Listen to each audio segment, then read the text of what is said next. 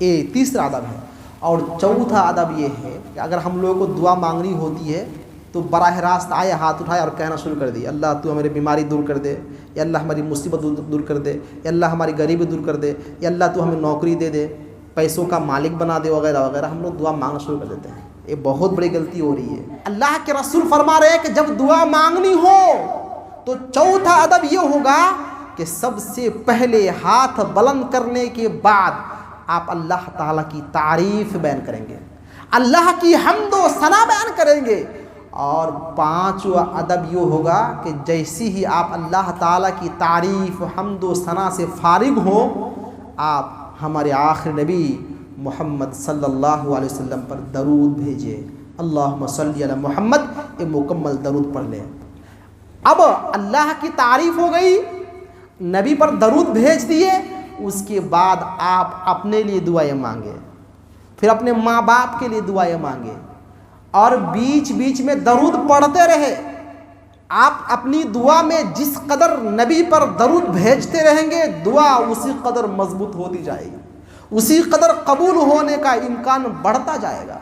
तो आप शुरू में दरूद भेजे, बीच में दरूद भेजे, दुआ ख़त्म करे तो दरूद पे दुआ ख़त्म करे। आज हम लोग का मामला क्या है? लोगों से सुन रखा है कि दुआ करनी चाहिए, अस्सलामु अलैकुम रहमतुल्लाह, अस्सलामु अलैकुम रहमतुल्लाह, सलाम फेर दिए और फट से हाथ उठा लिया, अल्लाहुम्मा आमीन आमीन आमीन। सुना आप लोगों ने? अल्लाहुम्मा आमीन अल्लाहुम्मा आमीन अल्लाहुम्मा आमीन कहते कहते हाथ छोड़ दिया। अल्लाह से क्या मांगा उन्होंने? अल्लाह से उन्होंने क्या मांगा?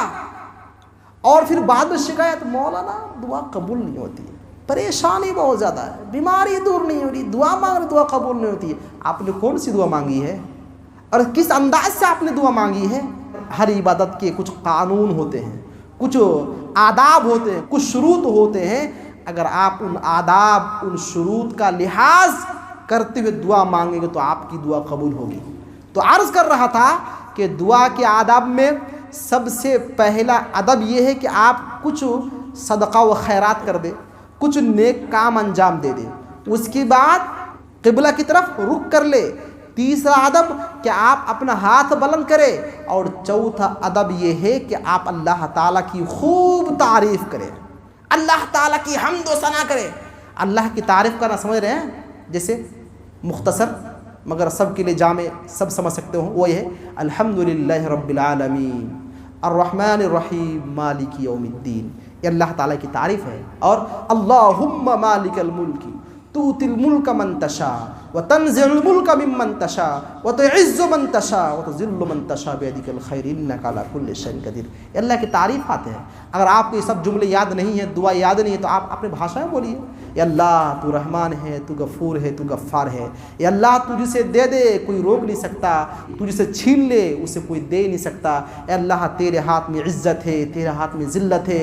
या अल्लाह तेरे हाथ में हर तरह की भलाई है, दुनिया व आखिरत की सारी कुंजियाँ, सारी भलाइयाँ तेरे हाथ है।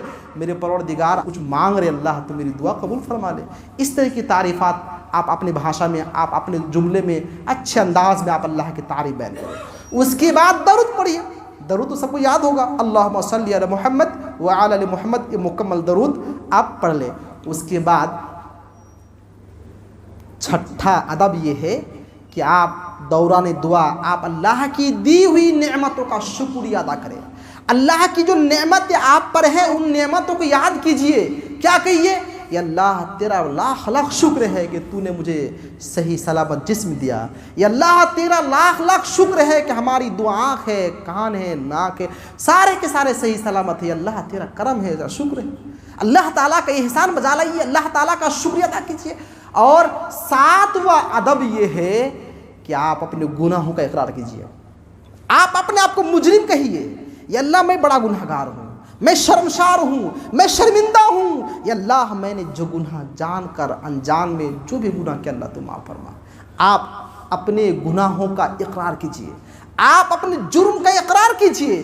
और जो बंदा अल्लाह ताला के सामने अल्लाह की एहसानात को याद करे और अपने गुनाहों को अल्लाह के सामने पेश करे और अपने गुनाहों का इकरार करे, अल्लाह ताला की रहमत जोश में आती है और उसको हर चीज़ अता कर दी जाती है।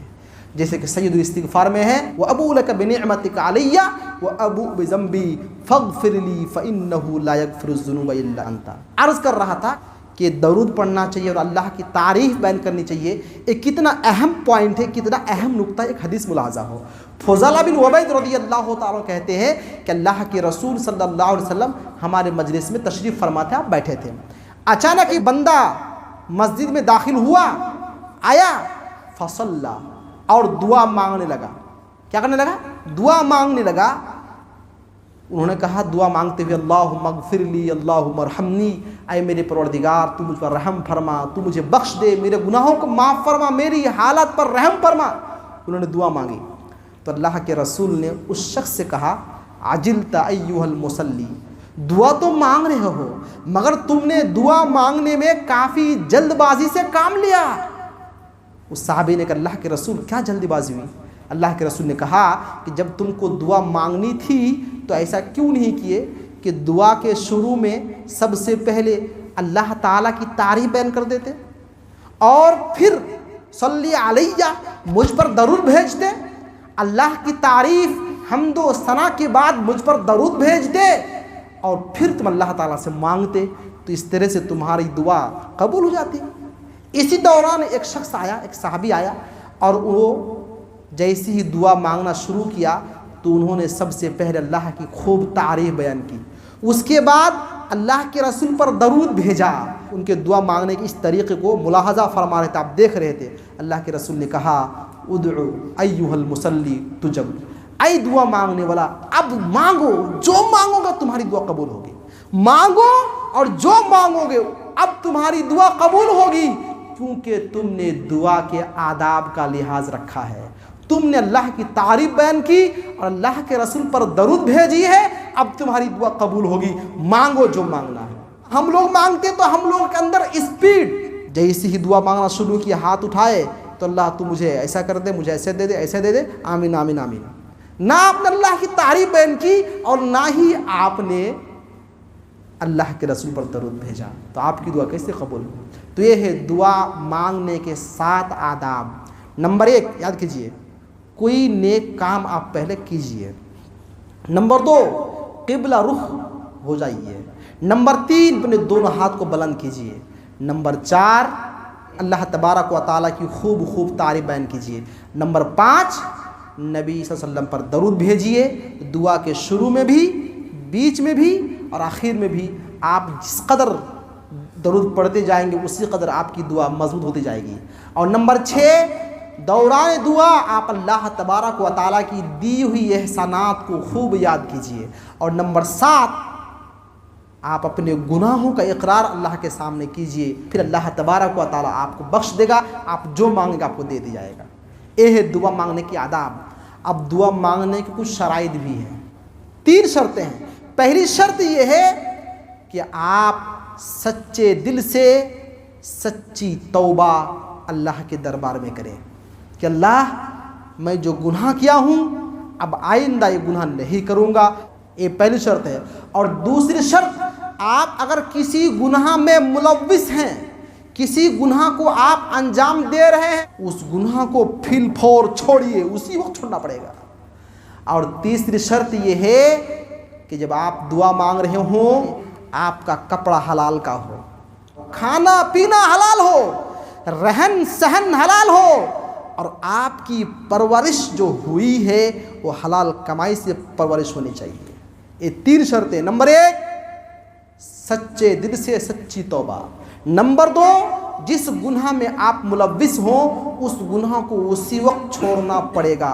नंबर 3 आपका खाना पीना पहनना ओढ़ना बिछोना रहन सहन बल्कि आपका मुकम्मल जिस्म हलाल ग़िज़ा से परवरिश पाया हो। अगर ये शराइत हैं तो आपकी दुआ 100% कबूल होगी। अगर ये शराइत नहीं है तो शिकायत करने का मौका नहीं मिलेगा कि हमारी दुआ कबूल नहीं होती है। अब आइए एक हदीस सुनिए। अन अबी हुरैरा रज़ियल्लाहु तआला अन्हु क़ाल क़ाल रसूलुल्लाह सल्लल्लाहु अलैहि वसल्लम अय्युहन्नास इन्नल्लाह तय्यिबुन ला यक़बलु इल्ला तय्यिबा व इन्नल्लाह अमरल मुमिनीन बिमा अमरा बिहिल मुरसलीन फ़क़ाल या अय्युहा रुसुल कुलू मिन तय्यिबाति वअमलू सालिहन इन्नी बिमा तअमलू अलीम वक़ाल या अय्युहल्लज़ीना आमनू कुलू मिन तय्यिबाति मा रज़क़नाकुम वश्कुरू लिल्लाहि इन कुंतुम इय्याहु तअबुदून सुम्मा ज़करा रजुला युतीलु सफ़रा अशअसा अकबर यमुद्दु यदैहि इलस्समा या रब्ब वमतअमुहु हराम वमशरबुहु हराम वमलबसुहु हराम वग़ुज़्ज़िय बिल हराम फ़अन्ना युस्तजाबु लिज़ालिक। रवाह मुस्लिम फ़ी किताब ज़कात। हदीस मुस्लिम शरीफ की है, बहुत प्यारी हदीस है, बड़ा शानदार हदीस है। तवज्जो के साथ तर्जमा सुनिए। अल्लाह के रसूल बयान फरमाते हैं कि ऐ लोगो इन्नल्लाह तय्यिबुन, अल्लाह ताला तय्यिब है, अल्लाह ताला पाक साफ है और ला यक़बलु इल्ला तय्यिबा, और अल्लाह तबारक व तआला सिर्फ तय्यिब को, पाक साफ चीज़ ही को कबूल फरमाता है, चाहे वो माल हो चाहे इबादत हो। ये मिलावट और गड़बड़ वाली इबादत नहीं चाहिए अल्लाह ताला को। अल्लाह ताला तय्यिब है और तय्यिब ही को अल्लाह ताला कबूल फरमाता है। उसके बाद अल्लाह के रसूल ने एक प्यारी बात फरमाई। आपने फरमाया अल्लाह ने मुमिनों को वही काम करने का हुक्म दिया है जो हुक्म अल्लाह ताला ने नबियों को, रसूलों को करने के लिए कहा है। बड़ी प्यारी बात है। नबी के लिए, रसूल के लिए जो कानून है वही कानून हम लोगों के लिए है, हम मोमिनों के लिए है।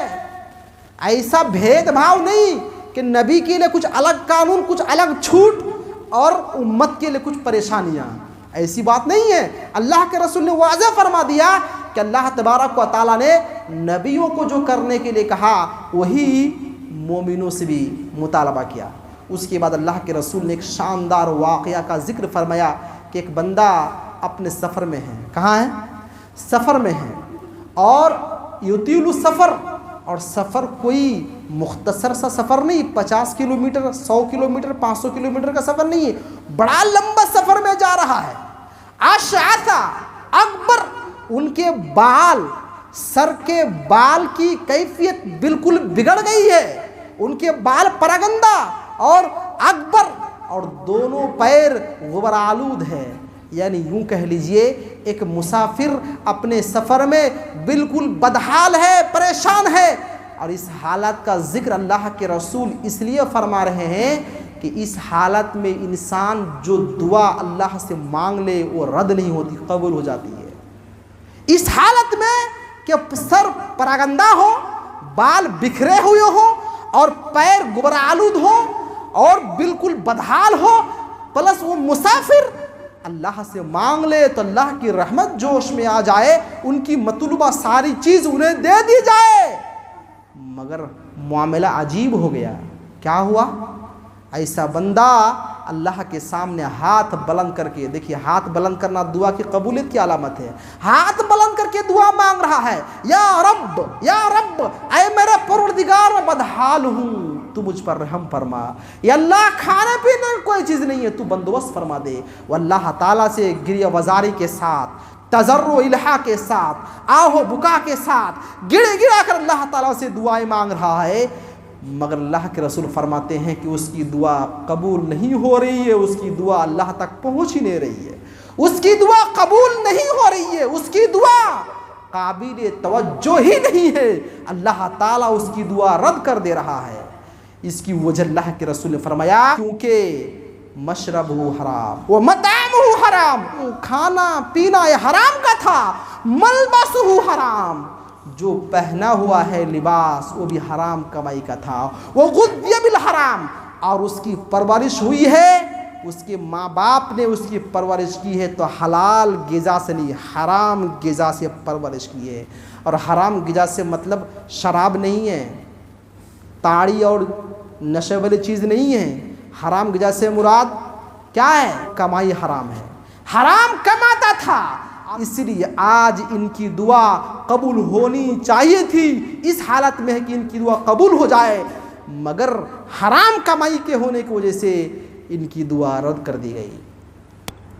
तो दुआ के आदाब 7 बयान कर दिया। 7 आदाबों का अगर आप ख्याल रखते हैं, लेकिन ये 3 शराइत नहीं है कि आप तौबा सच्चे दिल से नहीं कर रहे हैं, या आप गुनाह नहीं छोड़ रहे हैं, या आपकी कमाई खान पान रहन सहन हलाल का नहीं है, तो आप कितनी ही आदाब का लिहाज रख ले, आपकी दुआ कबूल नहीं होने वाली है। तो अल्लाह ताला से हम दुआ करते हैं सही अंदाज़ में अल्लाह ताला से मांगने की तौफ़ीक़ दे, और अल्लाह ताला से जब भी हम कोई दुआ मांगे, दुआ करें, तो इन आदाब और शुरूत का लिहाज रख कर के दुआ करें ताकि हमारी दुआ कबूल हो।